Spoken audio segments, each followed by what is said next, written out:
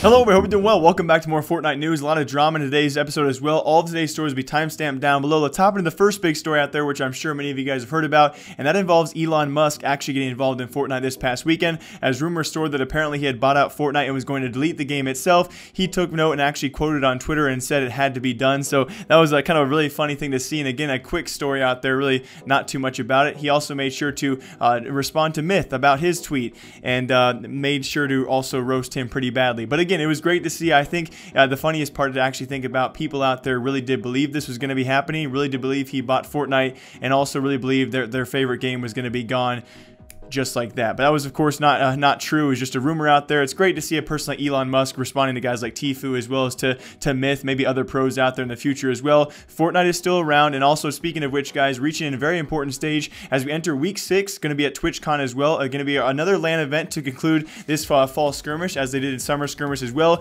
and it's going to be a crazy amount of prize pools. We'll break down the prize pools later on, because there are prize pools, of course, for the duos, which are way up, as well as the overall team prize pools. Each team corresponding place gets their bonuses on top of that. But I do want to bring up a good point involving Liquid Poach. If you guys have not known, he posted a clip of on his live stream as well talking about this. If you guys do know, whenever they go to LAN events, Epic now forces pros with settings, as well as, of course, the gear they actually have for the pros is of course set. Now, many comparisons out there have been made to games like CSGO. Coming from the CSGO scene, of course, yes, players, if you guys do not know, in-game had their own custom settings. You can have your own custom crosshair, as well as sensitivity.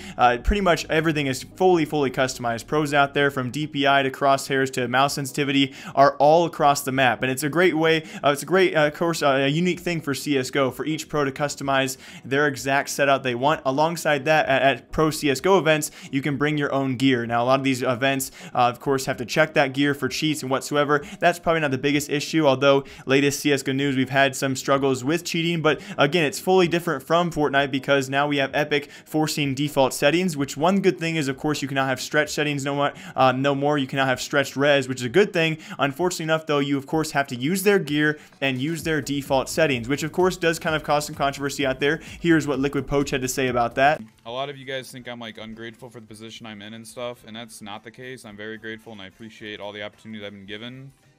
That being said, this stuff doesn't, like, the money's not a factor to me. I am just a very competitive person, and I just want to be the best that I can be and win anything I can.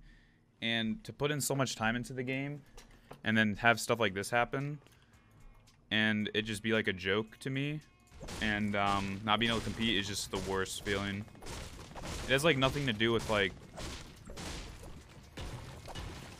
you know, not like, I just am super competitive and just want to win, and then like having it just be like a lottery and be random like this because of these settings and forcing us to play on certain items, and it's just crazy to me, and it just makes me really upset, and I rage about it. And my one response is the Battle Royale is still a very new genre when it comes to like a CSGO event where they allow you to fully customize your settings and so on and so forth. Yes, it's a great thing, but there are no more than 10 men. It's a 5v5 game. There's no more than 10 guys competing at once on that certain stage. There's not many LAN events out there where there's multiple teams playing at the same time.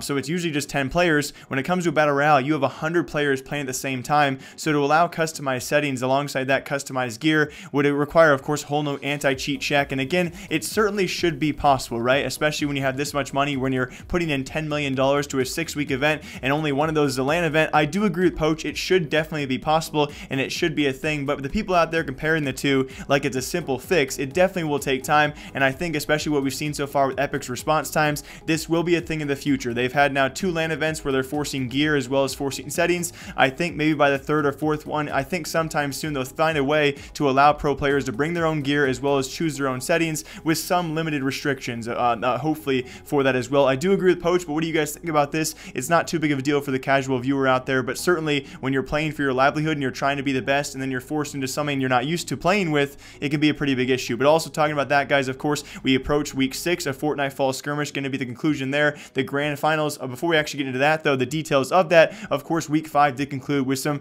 pretty cool stuff. And it was no real surprise. It was actually 72 hours in chat taking your first place prize pretty easily. They were followed by J.O. Tomahawk and Tempo. Nate Hill and Symphony also there in 6th place, but kind of surprisingly, they could have finished a lot higher. That's now Nate Hill's back-to-back weeks with top 10 finishes ever since returning from his suspension, and it was crazy to see. If you guys did see the very last match in the closing seconds, I believe the final 7 or 8 players, it was Liquid Poach double barreling both Nate Hill and his partner Symphony to, of course, deny them that victory royale, which they certainly could have won. So definitely denying them at least a point or two there in that final match as well. Kind of crazy to see. On top of that, a bit of a surprise, Vivid and Poach just placed right outside the money at 11th place. We also, of course, had DMO and Bizzle at 13th place. Tfue and Cloaksy barely make top 20 at 18th place. So probably not the best format for these pro players out there. But again, we do enter the final week, which will also be duos. So the North American side, kind of surprising, but again, you see your best pro players lingering, and the final week 6 will again be duos event. It's gonna be cool to see how the North American side does close it out. But on the European side, definitely a closer race for that first place spot. It was actually Blacksu and Madsen going into the very last match, guys, to compete for that first place spot. They overtook Heisel alongside Tiofsky, guys, for that first place spot with 11 kills, tying the record for overall kills across that European side. I think 3 or 4 teams did get that, and that's what pushed them over the edge for that first place spot. Then Tiofsky and Heisel. You also saw, of course, Vilix alongside his teammate, that being Mitro. We also saw Kinstar and Tixi up there as well. So again, we're going to see plenty of these guys back for the finals duos event, which will be, of course, week 6, guys. And the prize pools are absolutely insane. They have been upped for this last duos event because it will be a stage final. So only a certain amount of duos will actually make the main stage for those final matchups, just like they did for the last LAN as well. I'm sure there will be around 8 games for those final duos to compete in, and it's going to be absolutely insane. For the first place team, the first place duos, $400,000. Second place brings in 255K. Third place, 165K. It's absolutely insane. You come away in first place, you and your partner both get $200,000. Alongside that, of course, our overall team standings currently, guys, those team bonuses are absolutely insane. $1.5 million for first, $1 million for second, $750K for third, $500K for fourth, and $250K for dead last. Each and every member of that team will still get $2.5K for dead last, and imagine $1.5 million. Each player will get $15,000 for that winning team overall. It's going to be absolutely insane for this weekend at TwitchCon. I cannot wait to see how those duos events do break down, guys, and which team will come away as victors. But as always, my name is Jake. This has been Fortnite News. I hope you guys all enjoy. Of course, I'll probably be back here before Friday, but then definitely again Monday to break down the results of the fall skirmish. Hope you guys all enjoy. As always, I'll see you then.